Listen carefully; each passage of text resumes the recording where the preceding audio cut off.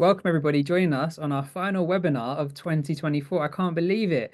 I feel like I just blinked and all of a sudden we're at the end of 2024. I don't know if that's the same for everybody else watching today, but we have got honestly probably one of the best webinars lined up for you today. We've got such great fun content. Mac and I was on site a couple of weeks ago in London. You'll see some of the juicy demos and the things we was doing to break some networks to show all of you for this webinar today. And we're ending a webinar with one of our ECSE instructor legends, just like how we started 2024 with one of our ECSE instructors. So we've got a real industry legend joining us today in Mr. Phil Morgan. So Dale, maybe you can just do a quick formal round of introductions. Yeah, so as Matt mentioned, we have a legend, Phil Morgan, with us today of NC Expert. How are you today, Phil? I am doing awesome, thank you. Awesome. Glad that you're joining us today. Then we have Matt, of course, our Senior Director of Product Marketing and ECSE. Mac is joining us again today. Welcome back, Mac. Glad to have you here with us, Director, Product Marketing and ECSE. We have Wireless Stu with us today with the Santa Claus hat. And we have myself, Dale Tyler, Sales Engineer with Ekahau. Yeah, welcome everybody. Before we actually kick off the webinar today, just wanted to remind everybody that we have a public Ekahau Slack channel. So I can see so many people talking in the chat already, such great conversation. I know lots of you want to continue that conversation outside of the webinars. Lots of the Ekahau team are in this Slack channel. So if you've got questions about certain products or certain things or feature requests, you name it, feel free to join the Slack channel. I think, Stu, we got close to 600 people in there now. Yeah, so, absolutely. Quite the community joining that, and it's been a great place to be able to get lots of your questions answered. So feel free to join and we can continue the conversation on. Today's agenda then, we are going to be talking about all things Wi-Fi troubleshooting related. What are the most common Wi-Fi complaints? And then depending on the complaint that you get, what is the approach that you take to potentially solve that issue? Because if someone complains about one thing, you might want to approach it using method A. If they complain about something else, you might want to take the approach of method B. So we've got lots of really practical, juicy, fun examples for you today. And we even have some Ekahau product news to share with you too. So Mr. Morgan, what are some of the most common complaints then when it comes to Wi-Fi? So I always tell people that Wi-Fi troubleshooting is easy. You just find the problem, you fix the problem, right? So when the customer comes to you and says, hey, Phil, I got a problem with 802.1x because it's not authenticated. They don't do that. We all know they don't do that. They come to us and they say, Wi-Fi is slow. I can't connect to Wi-Fi. I lose my connection when I walk around. So I just saw someone posted, have you turned it off and turned it back on again? Of course. But is it the Wi-Fi? And so these are the questions that we have to find out. Is it the Wi-Fi? And then we have to collect data on what it is that the customer is actually complaining about. Hey, Mr. Customer, what is it that you're trying to do and what isn't happening? Well, I'm trying to watch a movie and it's not working. But can you print? Yes. So Wi-Fi is great, right? So can we go to the next slide, please, guys? So what causes Wi-Fi to be bad? Okay, well, it may actually be the Wi-Fi, but it might not be. So it may be slow. The Wi-Fi is slow. So we need to check several things about the Wi-Fi installation. So when I go to the customer site, I want to know what is happening. So do they have the right coverage? Do we have any interference sources that are causing problems? What channels are they using? What power levels have they got set? What about the data rates? Everybody wants to be at 866 megabits or 1.3 gigabits, but some people may be connected at 6 megabits or 1 megabit even. And then, of course, we got capacity. How is the SSID configured? And security. Let's start on security. So there are a lot of issues. How did I know that would be your favorite one, Phil? Oh, security. Yeah.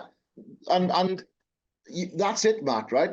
Sometimes the Wi-Fi may be problematic because someone's trying to hack into your computer system to try and steal your data. So can we get the next slide, guys? Yeah, and just on what you're saying there, I think probably the thousands of us on the webinar today can probably always agree. Sometimes the Wi-Fi gets blamed when it's not the Wi-Fi, right? Sometimes it's bandwidth on the ISP, sometimes it's a DHCP server, sometimes it's DNS server, sometimes it could be anything, right? So how do we get to proving that it isn't protecting our Wi-Fi networks? How do we get to the point of solving and proving that sometimes it isn't the Wi-Fi problem? And well, some of you may or may not be familiar with the fact that Ekahau is actually a part of Ookla, and inside of Ookla sits Ekahau, speed test, and down detector. And now the speed test is actually integrated to the Ekahau Analyzer app. So I've actually got it connected live. This is my iPad. This is available now for any of you that's got an Ekahau Connect subscription, Analyzer application. Feel free to open it. You can click on speed test and you can see I'm connected to my Wi-Fi right now. I can see the spectrum because I've got my Scikit 2 connected, and let's run a quick speed test. How fast do you think my Wi-Fi is at home? What do we think in the chat? 10 meg, 100 meg? It's never fast enough. Okay, so my download then, what's that, about 500-ish? Not too bad, not too bad. What about the upload? Oof. Oh, I think it might have froze. Ah. Unless it froze on my end. Oh, there it is. Here's my my reflector. Do you see it now? Absolutely. Oh wow, that's awesome. Let me just see if I can run it again so now that the reflector is there. So yeah, you can see now you can run a speed test. So if let's say for example, maybe I had a really slow internet speed like result, but you could see that I've got good signal strength, I've got no interference, I've got really good signal, then that would kind of lead me to understand, you know what, I haven't got a problem with my Wi-Fi. Maybe it's my ISP that's causing a problem. Maybe there's some rate limiting, maybe there's a problem with my ISP, and that's where I need to start my troubleshooting. So available today inside of the Analyzer application speed test. Okay, cool. And imagine if I joined this webinar today and I had really choppy audio or video whilst trying to deliver this webinar to so many thousands of you. That wouldn't be acceptable, right? No one wants to be that guy joining a video call and you're like, oh, Phil, can you just turn your camera off? Maybe it's a bit choppy and your audio is a bit out of sync. Yeah, rubbish, right? Well, I don't know if everybody's aware of this, but there's actually a video test inside of speed test. So the next iteration that you'll see available inside of the Analyzer application is you're going to be able to run a video test alongside seeing all of these Wi-Fi metrics, and we will capture more information as well and truly understand how is your Wi-Fi going to perform on a video call, and give you that confidence before you next join your big meeting or interview or whatever it is that you're going to know that your Wi-Fi is going to perform well. Then finally, last thing to mention is sometimes it isn't the Wi-Fi and it isn't the ISP, perhaps just the platform that you're trying to get to, whether it's Google, Amazon, TikTok, YouTube, perhaps they're having an issue. So we're going to be integrating Down Detector into the Analyzer application as well for you to be able to really see what is going on from that complete end-to-end solution. So Phil, let's go through what some of these common Wi-Fi fails that we're going to be covering in today's webinar. Absolutely. So we've broken these down into 9 common Wi-Fi fails. And we're going to go through each of these now and talk about each of them in turn and discuss more what could be causing them and how we could fix them. Should we do the next slide, please, guys? So first of all, we have primary and secondary coverage. And this is just fantastic. Jump to the next slide, please.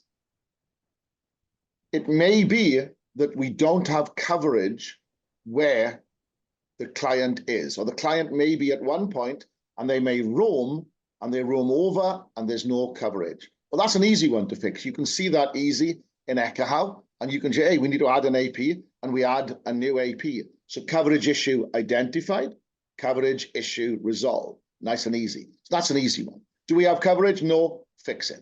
That usually involves adding or moving or changing the configuration of the APs. Can we do the next slide, please, guys? All right. What about channels and power? I've been in sites where they've put a lot of APs on the same channel, and that's not good. What do we do in Ekahau to find out about this? Well, can we go to the next slide, please? Quite often, customers learn that lower power may be better than higher power. So they will artificially turn down the power, thinking it will fix their problem with core channel interference. Okay, so they look at the situation, they turn down the power, or maybe they adjust the glorious automatic power management systems we have. And I know some people don't like them and some people do, but I have a personal number that when I install more than this number of APs, I turn on automatic power and automatic channel. The number's 2, right? Not 800 or 1,000. If you have more than 2 APs, I'm not going to sit there and constantly manage the channel plan. So now the channel planning software in our vendor will change the channels, and they may change the power. They may also change the power based on limits that we've set. And a lot of people set these artificially low, and they end up with maybe not enough coverage. But when you go and look, can we go to the next slide? You see that we have core channel interference anyway. On the screen at the moment, we're looking at CCI visualization, and we have a lot of channels available, but we're all using the lower Uni 1 channel, and so are our neighbors. And so the part of the problem can be, it's not what we are doing with our channel usage, it's what our neighbors are doing as well. And you have low power, but you still have CCI. So why don't you just go to higher power and get a better signal? Okay, so you've got to make sure that when you start manipulating the power on the channels, it is actually having the effect that you want to have. Matt, you got any comments on this?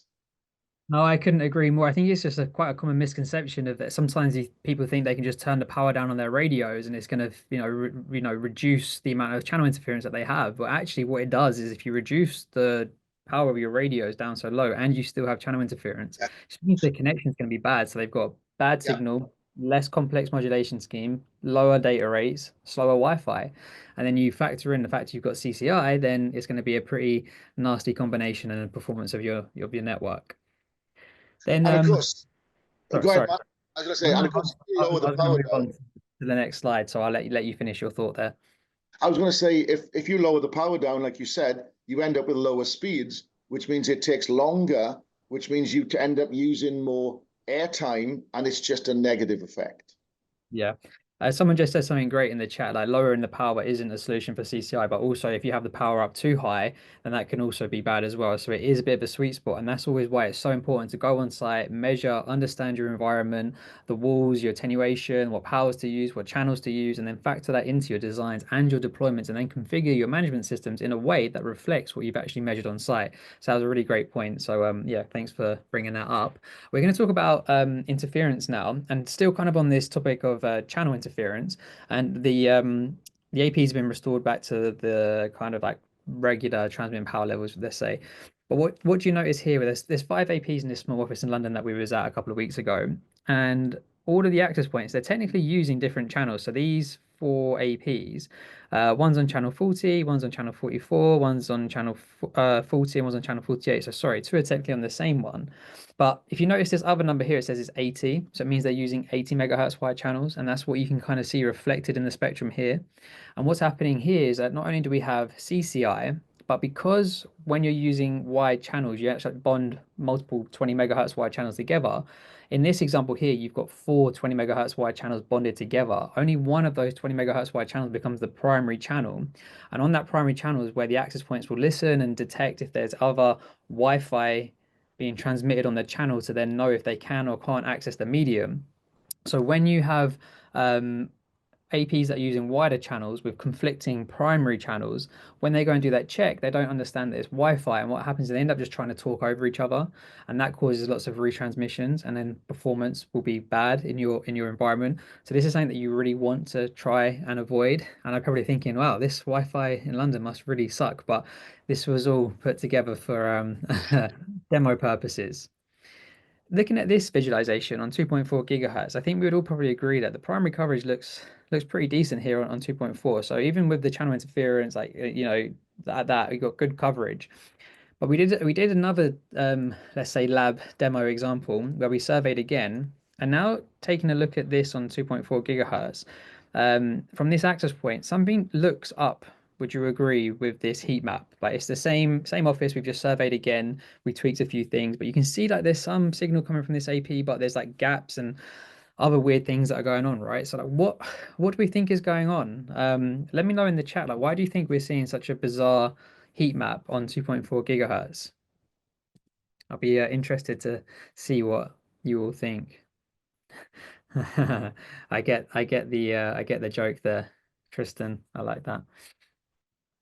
Hey, okay. Okay, no, 2.4 radios are not disabled. Okay, in some interesting Some interesting points there from people. I like it. Okay.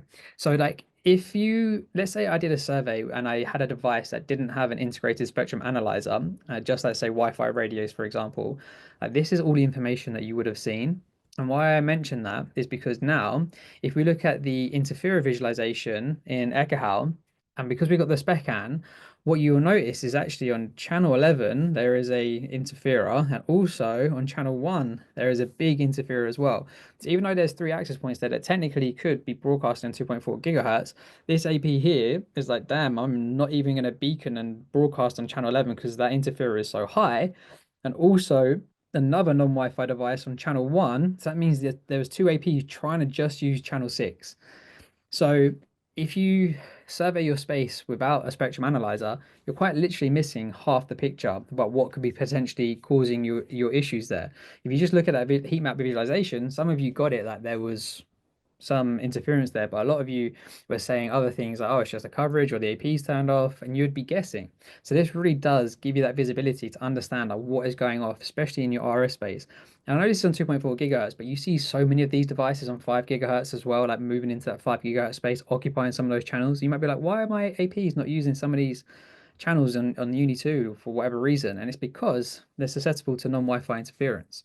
So it's definitely one of the things to watch out for. So what's next on the list, Phil? So next we talk about data rates. Okay. So data rates are very important. If you have them all turned on, then the problem is if you have them all turned on, then the devices will use them. And that sounds like a stupid comment, but you don't want them talking at 1 megabit. You don't want your clients talking at 6 megabits.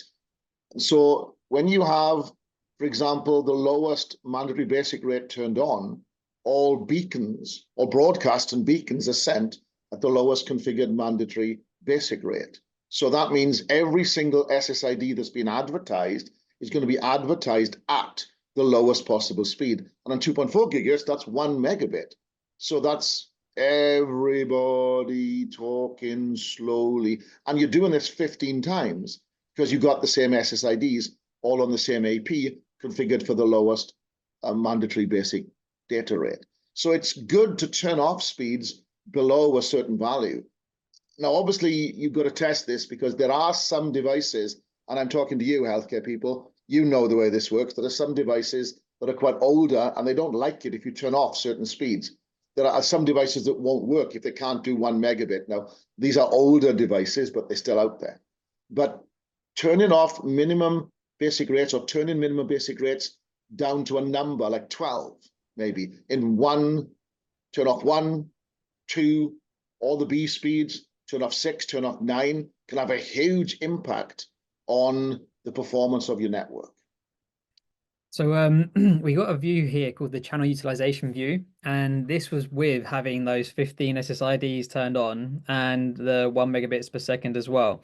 So you can see like even with like hardly any traffic, like the utilization on 2.4 gigahertz was pretty much through the roof. So imagine if people were trying to connect and then trying to send traffic on top of that as well, they can have a really bad time. So there's lots of great calculators out there if they can show you that if you have X amount of SSIDs with X amount of data rates enabled, the overhead and the utilization that you're going to have, I would suggest maybe you'd find one of those and play around with yourself. But this is a nice way to view it too. And we, like I said, we was having fun, me and Mac in the office playing around with some of this stuff. Okay, number 5, capacity. Something that might get a little bit overlooked. And I think if we go back to, I don't know, however many years ago, where Wi-Fi wasn't as crucial as it is in the modern networks and how important everybody's bringing in their own devices now, sometimes you probably would find a Wi-Fi network that was designed solely just for coverage purposes and could deal with having a certain amount of client devices. So in this example here, we've got an office. It's not a crazy big office. We've got the capacity configured for around 400 devices, no crazy SLA, like 1 megabits per second per device, a mixture of Wi-Fi 6E and Wi-Fi 5, the client devices.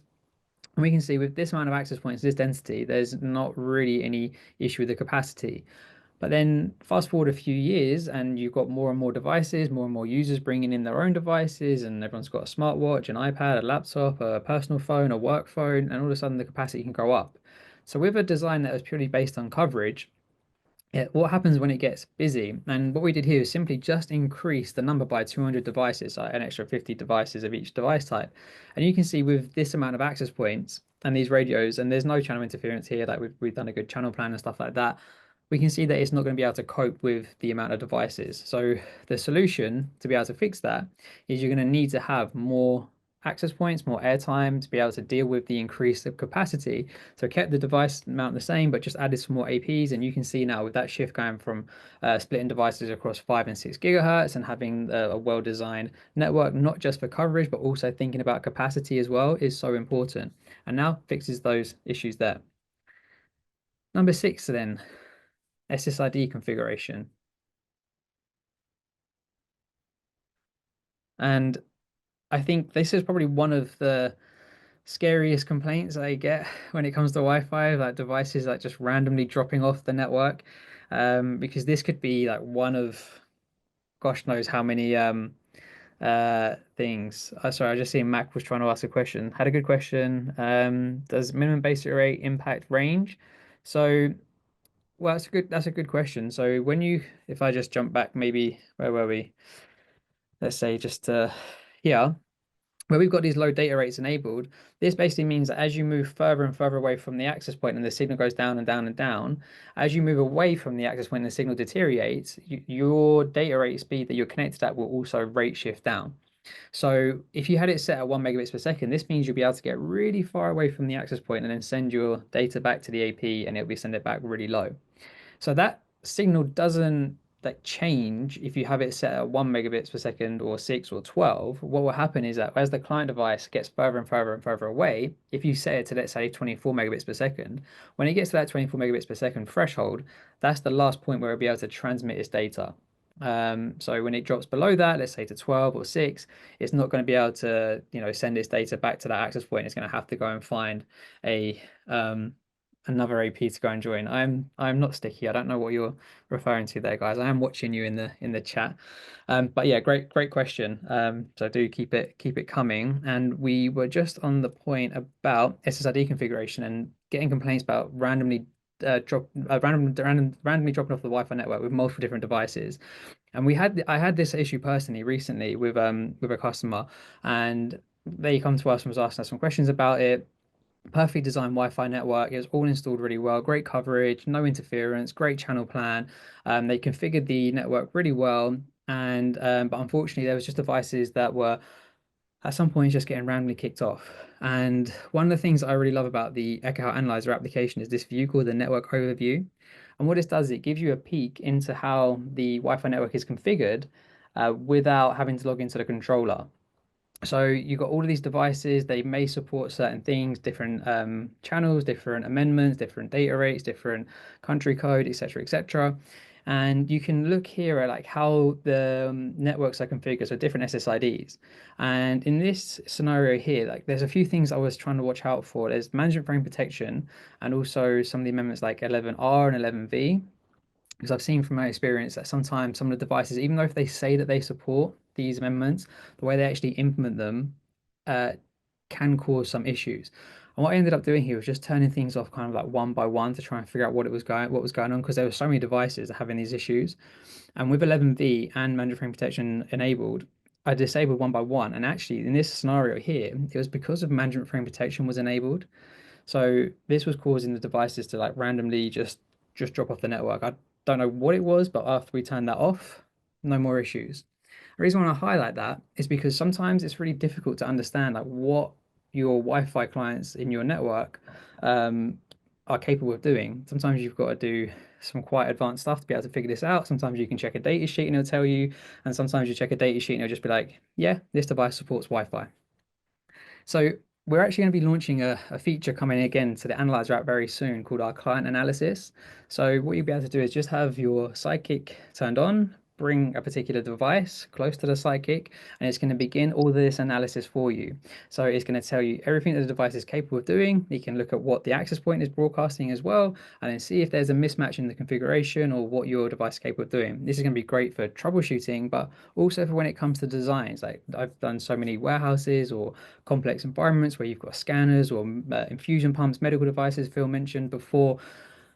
sometimes trying to find the information about those devices is really tricky. So the fact that you could just bring it close to the device, find out what's going on, and then make sure that your network is configured to reflect that, I think it's going to be really nice. So that is going to be coming soon in 2025 for all of you. Phil, what is next on the list? Your favorite topic?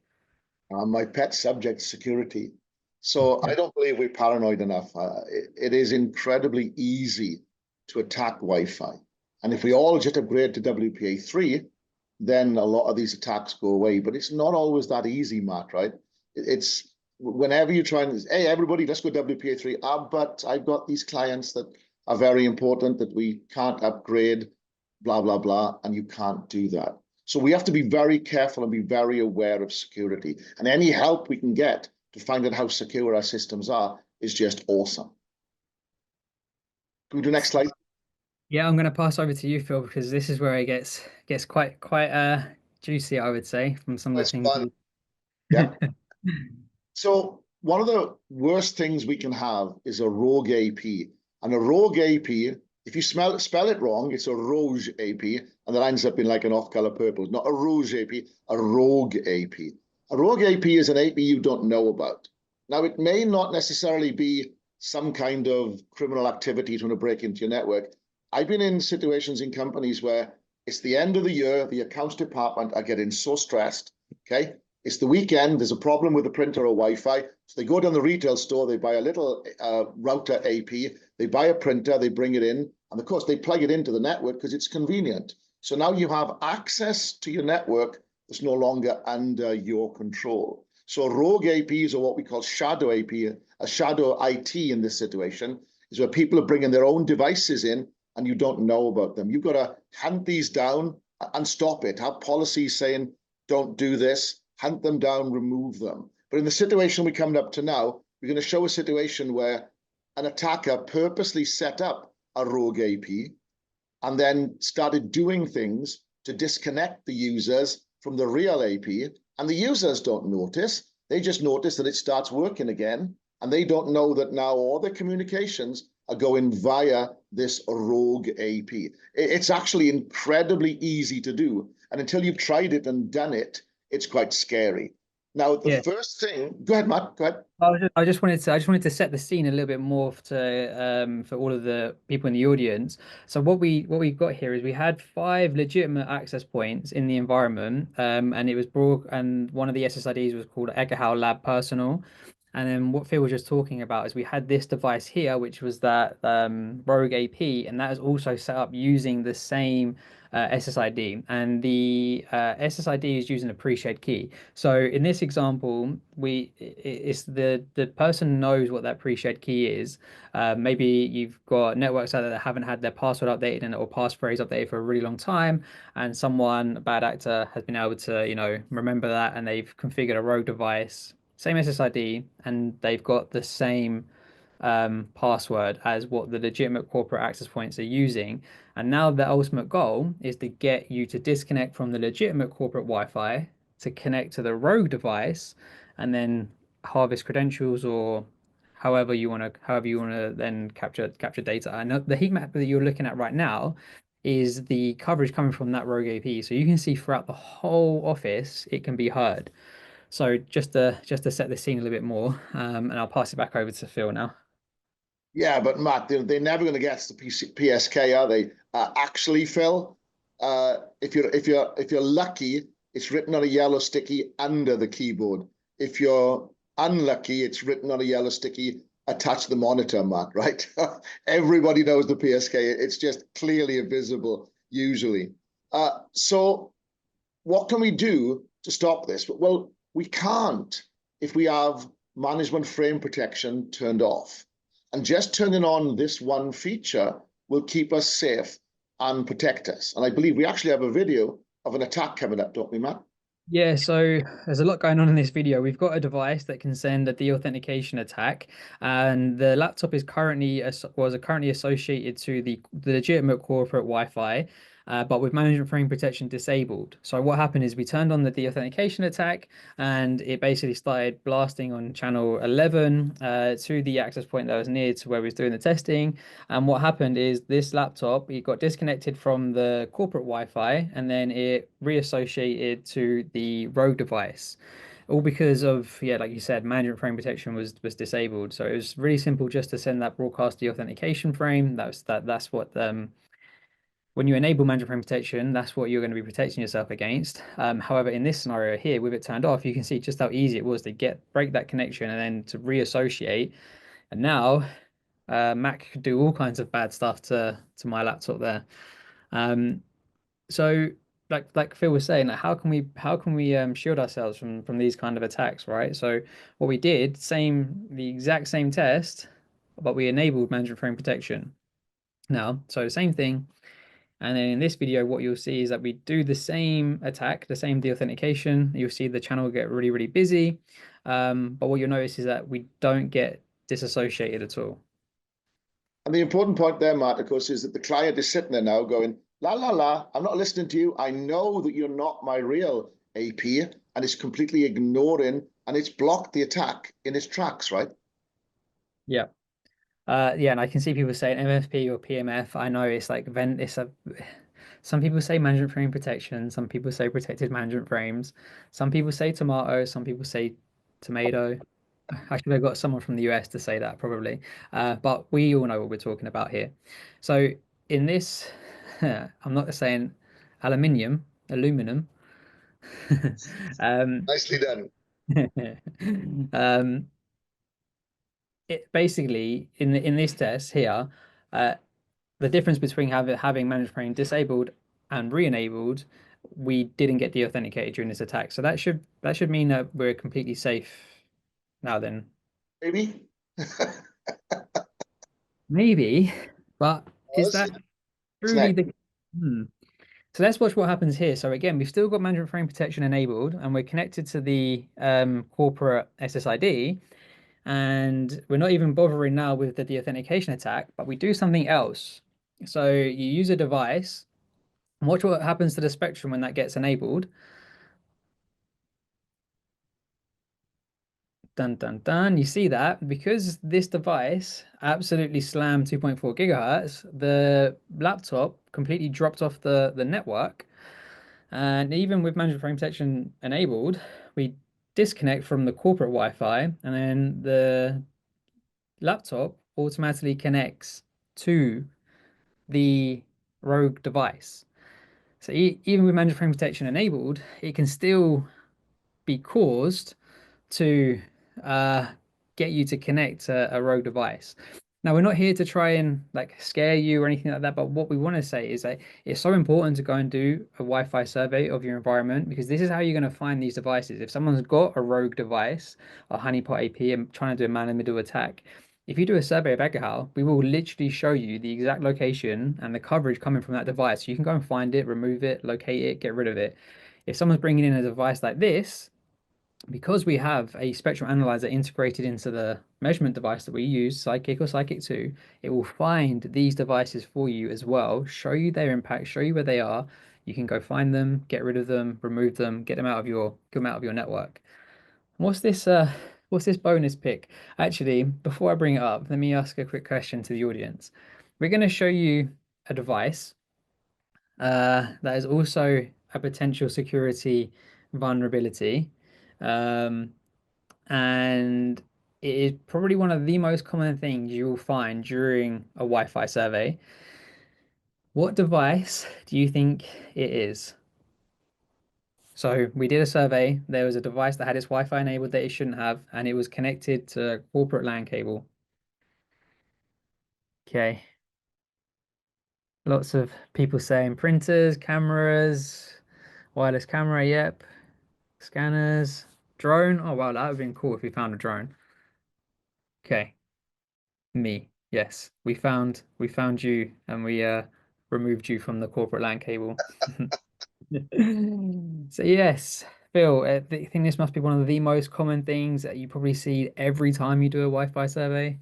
All the time, Matt. And a quick story. I had a problem literally days ago where we had to reconnect a printer to Wi-Fi. And whenever you try to do the config on the printer, there was no way to connect to it. You had to do it via the buttons at the top, beep, beep, beep, beep. It kept saying that we had WEP turned on.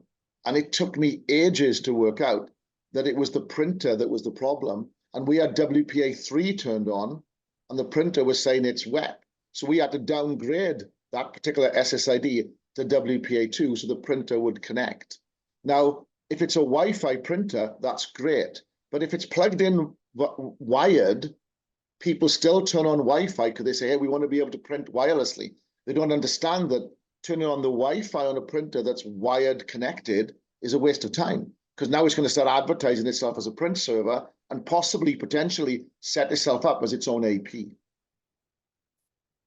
Yeah, and one thing I want to point out that Stu also, I know that you've come across this multiple times. So whether it be a printer or a TV, or it can be like any kind of device now, let's be honest, has Wi-Fi enabled, and quite often will have a port on the back of it too.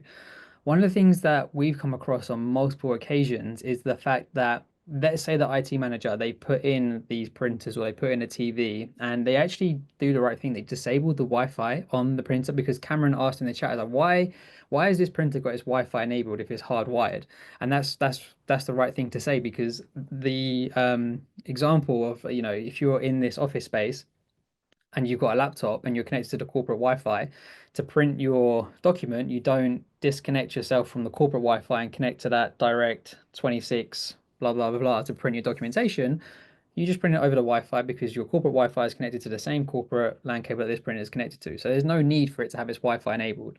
So it's one, causing interference. This was on 2.4 gigahertz, but you'll find lots of devices operating like this on 2.45 and in the future 6 gigahertz, I'm sure, as well.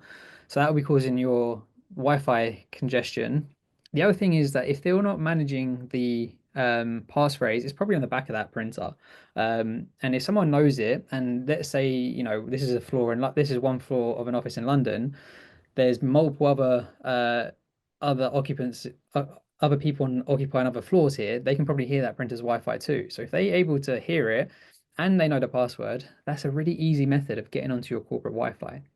But what I was just trying to get back to saying was, we've seen like so many times that people will actually disable the Wi-Fi of these printers, of the TVs. But what happens is that sometimes when these devices go through a software update, it re-enables the Wi-Fi. So even though you might have done the right thing, the IT manager, they might have done the right thing and actually disabled the Wi-Fi. I remember Stu did a office, was it in New York, Stu, that you walked around and they were all so sure that they had disabled the Wi-Fi and on the TVs. And then Yep. you did a survey. You're like, well, hold on a second. Too many, yeah. It just did. They thought, yeah, we know we disabled it, and sure enough, it got re-enabled after an update. And also printer maintenance techs, right, may have to reset it. So there's always some things to keep an eye on. Yeah, so again, just really hitting home on that point, like you just quickly go and check your environment, like fire up Ekahau, fire up Wi-Fi, the network overview view, to go and do a quick survey. You're going to find these devices, see the impact, and then you can act upon it before you have one of those unfortunate scenarios where I feel always tells me you need to be more paranoid, and I get why.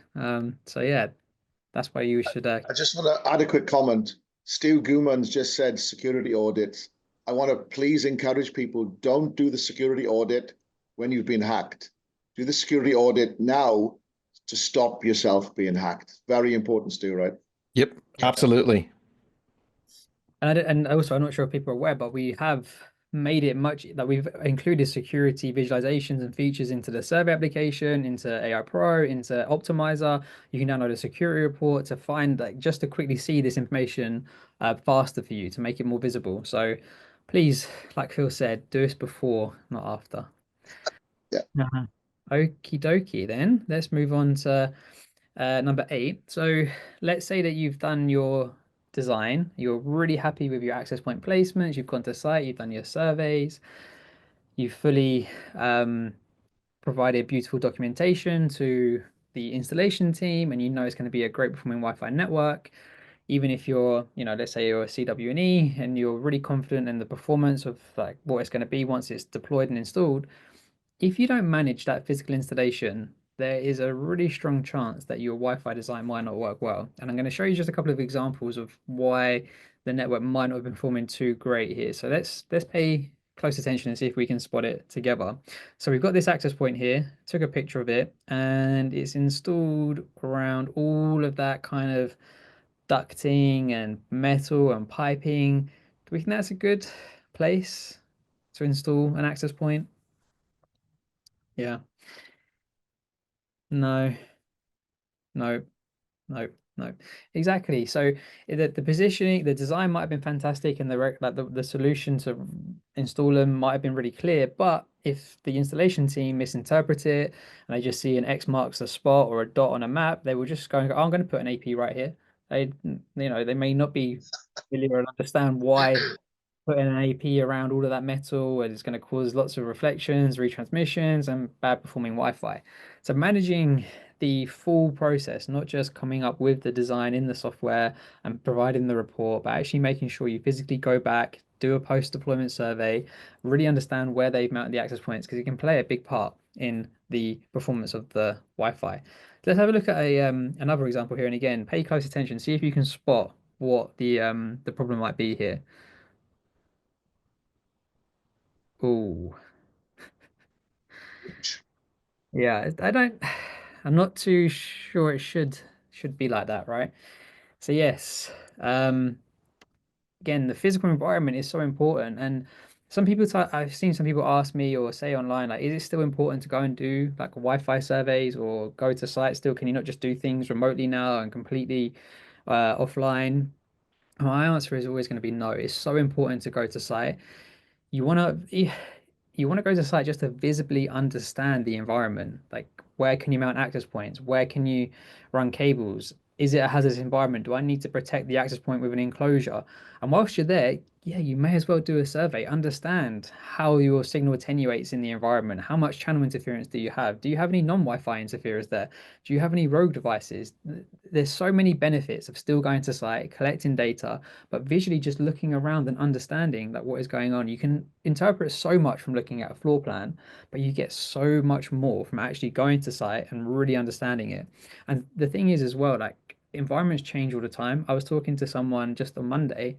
They've got this HQ in somewhere in Paris, and they said that they honestly a minimum of twice per year completely reconfigure all of the internals. So we was like, have you got a floor plan? They're like, yeah, I can give you a floor plan. It won't actually reflect what's really there though, because we change everything all the time, different meeting rooms, different town hall spaces, and they just completely mix it up.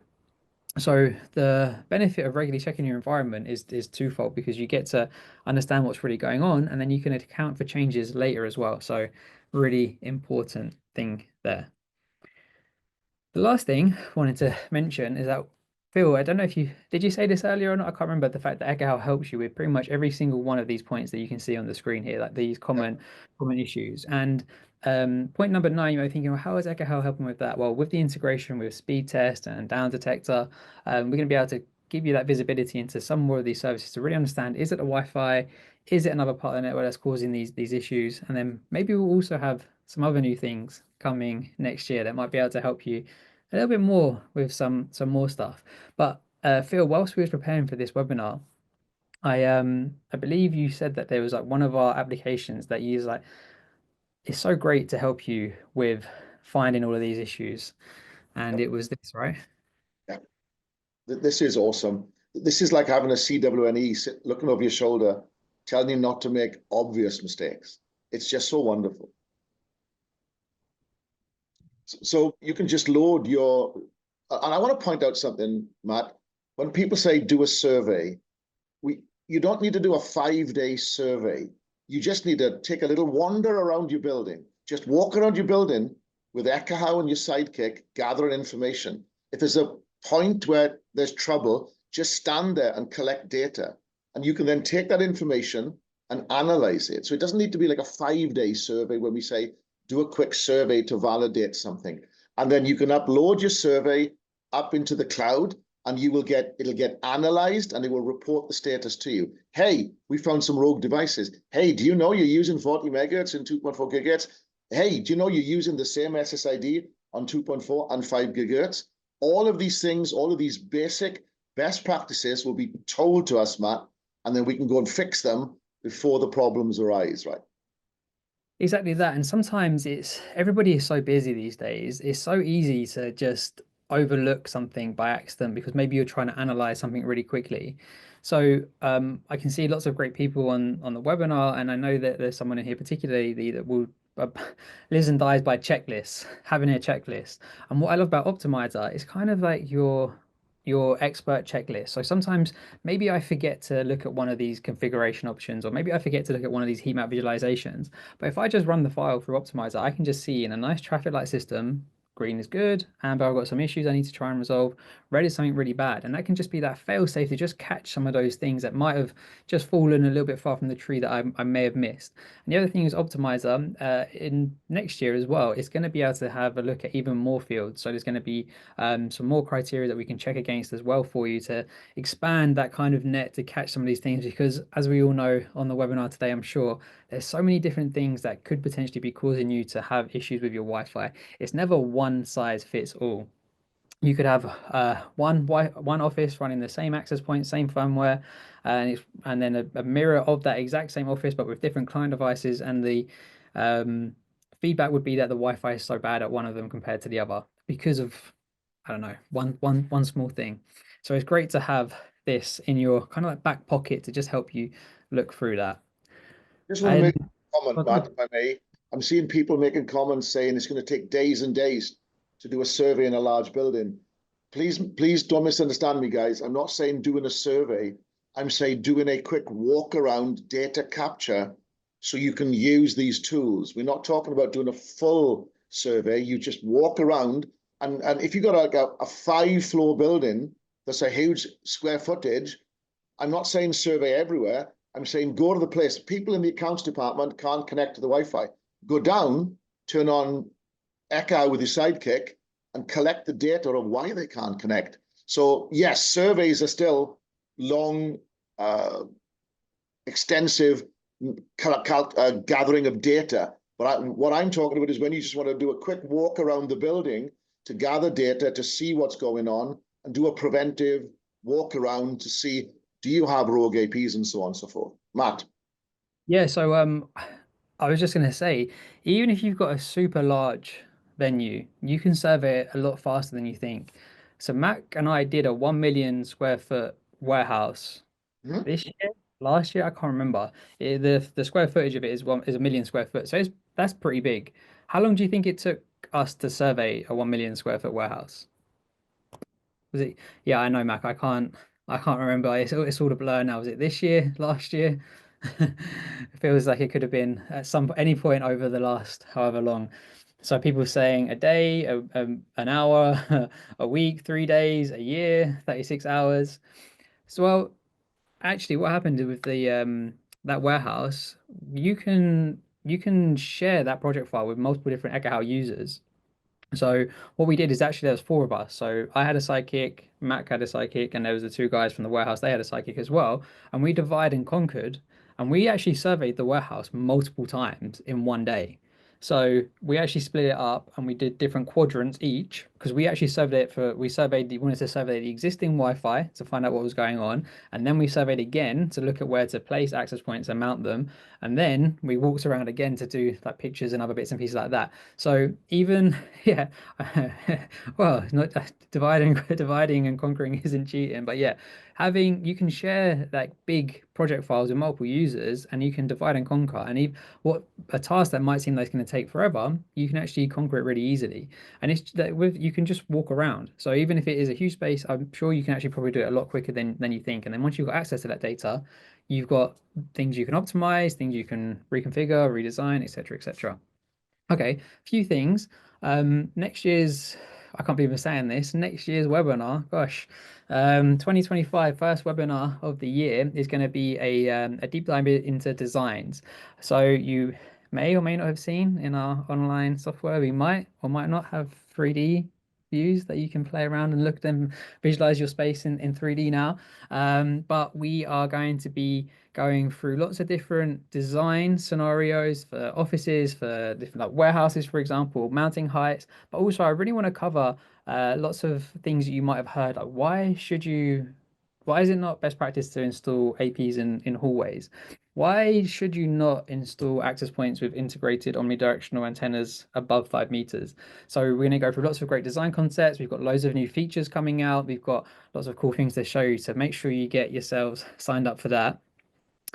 And I can see lots of people putting great questions in the chat and the Q&A that we've marked as to answer live. So I will welcome Stu, Mac, and Dale to come back so we can see your lovely faces on the screen. Oh, here we are. Actually, though, sorry, before we start answering questions, I have one other thing just to quickly show you. Okay. If you're watching this, you might have heard already, or you're hearing now, that Mac will be leaving us to go focus on his property business, which is a huge shame. Of course, we're going to miss him, especially I'm going to miss him a lot at Ekahau. End of an era for me. I don't know how you feel about that though, Mac. I really love you. Ah, I know. I love you too, man, of course. So what am I going to miss most about working with you? Well, all of this. From our first Wi-Fi projects we did together, they were complex but a lot of fun, which then ultimately led us into doing some vendor testing of Wi-Fi equipment, especially around location tracking. Naturally from there, we then moved on to our first Wi-Fi video that we ever did of the Analytic Nomads, and please nobody go back and watch these because we were really bad. Then we had our first in-person conferences that we did, little training sessions for the Analytic Nomads. To then starting our Wi-Fi Ninja podcast, which we would take the microphone with us anywhere and record content. Moving on to creating video content now, stepping it up a little bit for some of the big conferences like Wi-Fi Design Day. We did the Enterprise Office first, and then we moved on to that pretty big warehouse. Loving the hair there, by the way. The next big thing for us was presenting in person at Wi-Fi conferences such as WLPC and Wi-Fi Design Day. I think it's safe to say people enjoyed our presentations. After that, becoming ECSE instructors was the next step for us because we loved educating people through our podcast and also through the in-person events as well. So this was the next step for us naturally to be able to take that teaching to another level. And then Ekahau came knocking. And when Ekahau knocks at the door, the whole house shakes. So of course, we were really excited to say yes and jump at the opportunity to join such an amazing team. This gave us the opportunity to travel the world together. I can't even count or remember how many different countries or places we've had the privilege of visiting now. Pretty much most of the time it was to attend a Wi-Fi conference or do a presentation somewhere about Ekahau. And then we had the privilege of hosting our first Wi-Fi Design Day event. I think we did 3 together now. Mac, how excited are you for Wi-Fi Design Day today? I am so absolutely blastingly excited. I will not be able to sleep for the 10 years. Okay. Maybe we should ask these guys and girls, how excited are you today for Wi-Fi Design Day London? I'm hiding so no one sees the cameraman. Hey Mac, what are you doing? I'm doing a Wi-Fi survey. Super exciting stuff. We're in a warehouse and this rack in this warehouse is actually over 100 meters in length. Our first and last AP on a stick survey together. We might have had 1 or 2 or 10 or 100 beers along the way, but it's okay because we still stayed healthy by going to the gym even whilst traveling together. But the thing that I'm going to miss and remember the most is us not taking ourselves too seriously along the way, and the amount of laughs that we had no matter what it was doing, if we was at a conference, if we was just creating content. As always, you're fucking snorting in my ear. Different survey modes. Oh my god. I was thinking if I'm gonna survive, but yeah, I would be laughing like a little baby, so let's do it again. Oh, that's not right. Let me just fix that quickly. There, much better. So yeah, that's everything that I'm gonna miss and more, but I wish you all the best and I know you're gonna absolutely smash it. Oh.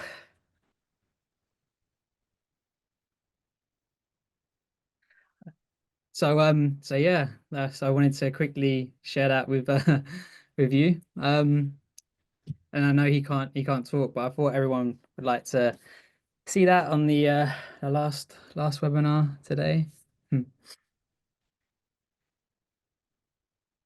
Someone just posted the celebrity couple I wish stayed together, which I thought was awesome, Matt. Well, I hope you have a fantastic end of 2024. Get some time off, feel refreshed, come back in 2025. We've got so many great things lined up for you next year. Product news, webinars, conferences, you name it. It's going to be an amazing year. Happy holidays. Have a great time off. And I'll look forward to seeing you all wonderful people in 2025. Apart from you, Mac, I won't see you. Goodbye. Happy holidays. Have a great one, guys.